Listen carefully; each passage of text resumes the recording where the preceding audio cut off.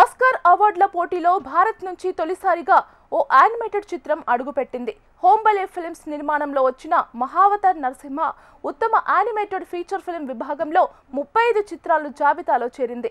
భారతీయ animation చిత్రాల చరిత్రలో సరికొత్త అధ్యాయం రాసిన మహావతార్ నరసింహ ఇప్పుడు ఆస్కార్ బరిలో నిలిచింది. 2026 ఆస్కార్ అవార్డుల ఉత్తమ యానిమేటెడ్ ఫీచర్ ఫిల్మ్ విభాగంలో 35 దేశాల చిత్రాలతో పాటు ఈ సినిమా కూడా ఎంపికైంది. భారత్ నుంచి ఆస్కార్ షార్ట్ లిస్ట్ లోకి వచ్చిన తొలి యానిమేటెడ్ చిత్రం ఇదే కావడం విశేషం.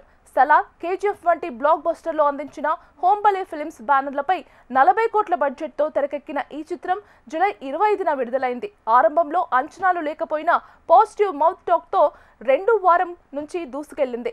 పాన్ ఇండియా స్థాయిలో 300 కోట్లకు పైగా వసూలు సాధించి యానిమేషన్ జోనర్లో కొత్త రికార్డు సృష్టించింది. శ్రీ మహావిష్ణువు నరసింహావతారం ప్రహ్లాద చరిత్ర ఆధారంగా తెరకెక్కిన ఈ చిత్రం దృశ్య వైభవం, సాంకేతిక ప్రమాణాలతో ప్రేక్షకుల్ని ఆకట్టుకుంది.